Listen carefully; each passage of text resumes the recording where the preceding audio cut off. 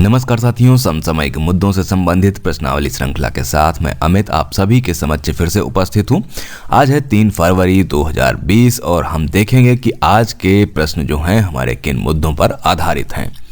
तो पहले प्रश्न में हम बात करने वाले हैं 10 नए रामसर स्थलों की जो भारत में नए शामिल हुए हैं। Google cloud centre of excellence की बात करेंगे प्रश्न 2 में। वहीं तीसरा प्रश्न आधारित होगा विश्व सतत विकास शिखर सम्मेलन पर। वहीं चौथे प्रश्न में हम बात करने वाले हैं सतत विकास लक्ष्यों में भारत का कौन सा राज्य प्रथम स्थान पर रहा, इस विषय पर। पांचवें प्रश्न में हम बात करेंगे आर्थिक समीक्षा 2019-20 के अनुसार $1 ट्रिलियन जीडीपी पर। वहीं छठे प्रश्न में हम जानेंगे विश्व में सबसे ज्यादा गोल करने वाली खिलाड़ी के बारे में। सातवां प्रश्न आधारित होगा केंद्रीय अप्रत्यक्ष कर व सीमा शुल्क बोर्ड का नया चेयरमैन कौन बनाया गया है, इस पर। आठवें प्रश्न में हम बात करने वाले हैं भारतीय तटरक्षक बल स्थापना दिवस की। वहीं 9वां प्रश्न जुड़ा होगा नेशनल बिलियर्ड्स चैंपियनशिप से। और 10वें प्रश्न में हम जानेंगे भारत को टीवी मुक्त बनाने की घोषणा जो हुई है वो किस वर्ष तक के लिए की गई है। तो सबसे पहले बढ़ते हैं अपने प्रश्न पर। हाल ही में भारत के कितने आर्द्रभूमि यानी कि वेटलैंड्स को रामसर स्थलों के रूप में घोषित किया गया है? हमारे पास ऑप्शन है 8, 10, 9 और इनमें से कोई नहीं। तो 10 नई आर्द्रभूमियों के साथ रामसर सम्मेलन द्वारा अब देश के कुल 37 क्षेत्र जो हैं वो मान्यता प्राप्त हो गए हैं। इस सम्मेलन के तहत आने वाले क्षेत्रों का संरक्षण कड़े दिशा निर्देशों के तहत किया जाता है। नए रामसर साइट में नंदुर मदम महेश्वर पक्षी अभयारण्य महाराष्ट्र के लिए जो पहला है, 3 पंजाब में केशोपुर मियानी समुदाय रिजर्व, व्यास कंजर्वेशन रिजर्व, नांगल वन्यजीव अभयारण्य पंजाब में 3 पहले से ही हैं और 6 उत्तर प्रदेश में जिनमें कि नवाबगंज पक्षी अभयारण्य, पार्वती आगरा पक्षी अभयारण्य, समन पक्षी अभयारण्य, समसपुर पक्षी अभयारण्य, सांदी पक्षी अभयारण्य और सरसई नवल झील यूपी में एक पहले से ही है को जोड़ा गया है। इस प्रश्न में हमने रामसर स्थलों के बारे में बात तो की, लेकिन हमें यह जानना भी बहुत जरूरी है कि आखिर रामसर स्थल हैं क्या। तो आर्द्रभूमि या वेटलैंड ऐसा भूभाग होता है जहां पर पारिस्थितिकी तंत्र का बड़ा हिस्सा स्थायी रूप से प्रतिवर्ष किसी मौसम में जल से संतृप्त यानी कि सैचुरेटेड हो या उसमें डूबा रहे। ऐसे क्षेत्रों में जलीय पौधों का बाहुल्य रहता है और यही आर्द्र भूमियों को परिभाषित करता है। 2 फरवरी 1971 को ईरान के रामसर शहर में वेटलैंड्स यानी कि आर्द्र भूमियों को लेकर एक सम्मेलन हुआ जहां दुनिया भर की आर्द्र भूमियों को सुरक्षित संरक्षित करने के लिए रूपरेखा तैयार की गई। रामसर सम्मेलन को किसी विशेष पारिस्थितिकी तंत्र से संबंधित अकेली वैश्विक वातावरण संधि माना जाता है। इसमें दुनिया के 170 से ज्यादा देश भागीदार हैं। 2021 से ज्यादा वेटलैंड इसकी सूची में हैं। इसकी सूची में शामिल वेटलैंड्स को ही रामसर साइट्स कहा जाता है। बढ़ते हैं अगले प्रश्न की तरफ। अगला प्रश्न है हमारा, किस कंपनी ने हैदराबाद में Google cloud centre of excellence स्थापित किया है? हमारे पास ऑप्शन है TCS, HCL, टेक महिंद्रा और इनमें से कोई नहीं। तो यहाँ पर जो हैदराबाद में Google cloud centre of excellence स्थापित किया गया है वो टेक महिंद्रा द्वारा स्थापित किया गया है।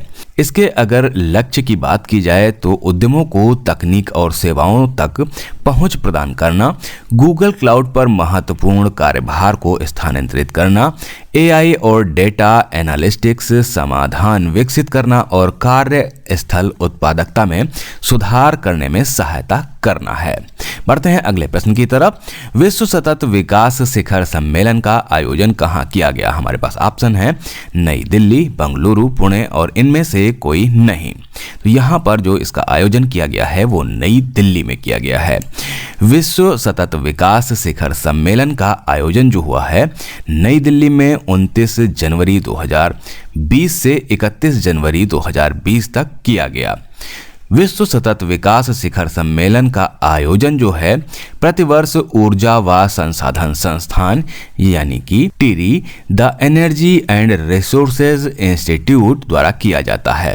इसका आयोजन वर्ष 2001 से किया जा रहा है। इस वर्ष की थीम की अगर बात करें हम तो towards 2030 making the decade count है। इस सम्मेलन का उद्देश्य क्या था कि उद्देश्य इतना था कि विकासशील देशों के विभिन्न वैश्विक मुद्दों पर चर्चा करना। ऊर्जा व संसाधन संस्थान की स्थापना की बात करें तो दरबारी सेठ द्वारा 1974 में इसकी स्थापना की गई थी, जो कि टाटा केमिकल्स लिमिटेड के निर्माता थे। वर्तमान में टीरी एक विश्व स्तरीय थिंक टैंक के रूप में उभर कर सामने आया है।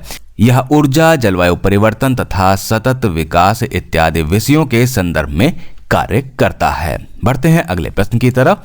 संयुक्त राष्ट्र विकास कार्यक्रम के अनुसार सतत विकास लक्ष्यों को हासिल करने के मामले में भारत का कौन सा राज्य प्रथम स्थान पर रहा है?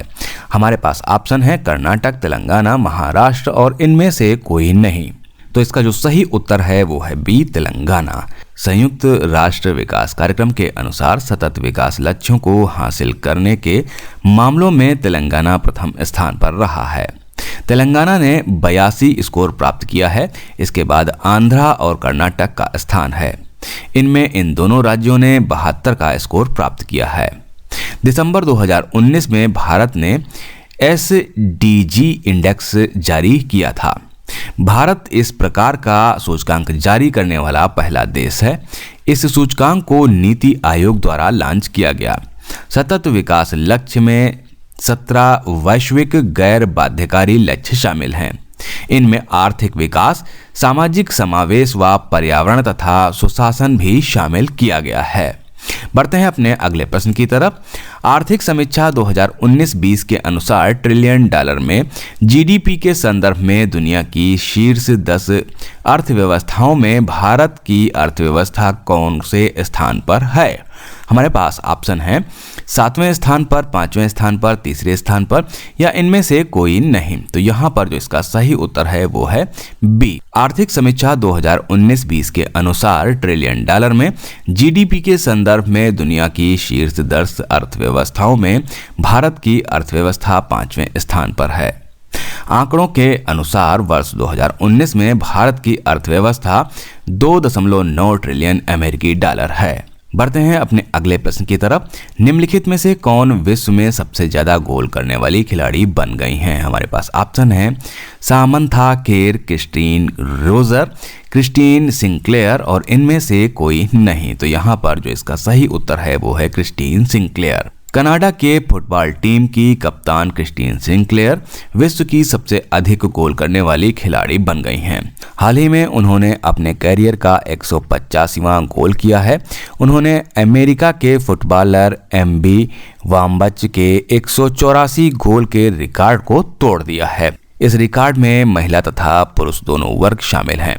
पुरुषों की श्रेणी में ईरान के अली दाई 109 गोल के साथ शीर्ष पर हैं। बढ़ते हैं अपने अगले प्रश्न की तरफ। हाल ही में किसे केंद्रीय अप्रत्यक्ष कर व सीमा शुल्क बोर्ड का नया चेयरमैन नियुक्त किया गया है? हमारे पास ऑप्शन है एम अजीत कुमार, अरविंद कृष्ण, प्रणव कुमार दास और इनमें से कोई नहीं।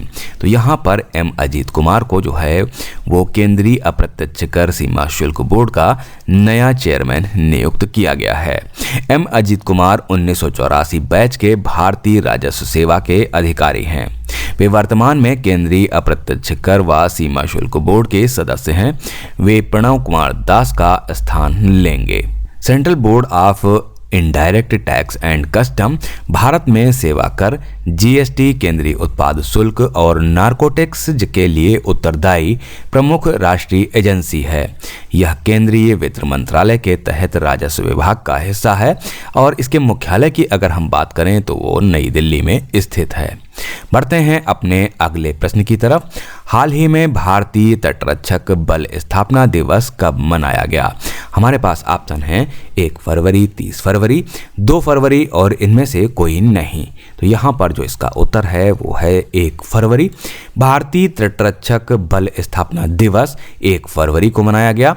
भारतीय तटरक्षक बल एक सशस्त्र बल है जो भारत के क्षेत्रीय जल और विशेष आर्थिक क्षेत्र सहित भारत के क्षेत्रीय समुद्र पर अधिकार क्षेत्र के साथ भारत के समुद्री हितों की रक्षा करता है और समुद्री कानून को भी लागू करता है। इसकी स्थापना की बात करें तो 1977 में इसकी स्थापना हुई थी। यह रक्षा मंत्रालय के अधीन कार्य करता है। देखते हैं अपने अगले प्रश्न को। निम्नलिखित में से किस खिलाड़ी ने नेशनल बिलियर्ड्स चैंपियनशिप को जीतकर अपना 33वां राष्ट्रीय खिताब जीता है? हमारे पास ऑप्शन है पंकज आडवाणी, सिद्धार्थ पारिक, सौरभ कोठारी और इनमें से कोई नहीं। तो यहाँ पर जो इसका सही उत्तर है वो है पंकज आडवाणी। भारत के शीर्ष खिलाड़ी पंकज आडवाणी ने नेशनल बिलियर्ड्स चैंपियनशिप को जीतकर अपना 33वां राष्ट्रीय खिताब जीता है। उन्होंने नेशनल बिलियर्ड्स चैंपियनशिप के फाइनल में सौरभ कोठारी को 5-2 से हराया है। अगला प्रश्न है हमारा, वित्त मंत्री के बजट भाषण के अनुसार किस वर्ष तक भारत को टीबी मुक्त बनाने की घोषणा की गई है? हमारे पास ऑप्शन है 2022, 2025, 2024 और इनमें से कोई नहीं। तो यहाँ पर जो इसका सही उत्तर है वो है 2025, यानी कि बी ऑप्शन हमारा यहाँ पर सही होगा। वित्त मंत्री के बजट भाषण के अनुसार 2025 तक भारत को टीबी मुक्त बनाने की घोषणा की गई है। भारत में टीबी के खिलाफ विशेष अभियान शुरू किया जाएगा। यह अभियान टीबी हारेगा देश जीतेगा के नाम से शुरू किया जाएगा। तो ये थे आज के हमारे समसामयिक मुद्दों से जुड़े हुए प्रश्न। मिलते हैं कल नए 10 प्रश्नों की श्रृंखला के साथ। तब तक के लिए हमें दीजिए इजाजत। नमस्कार, धन्यवाद।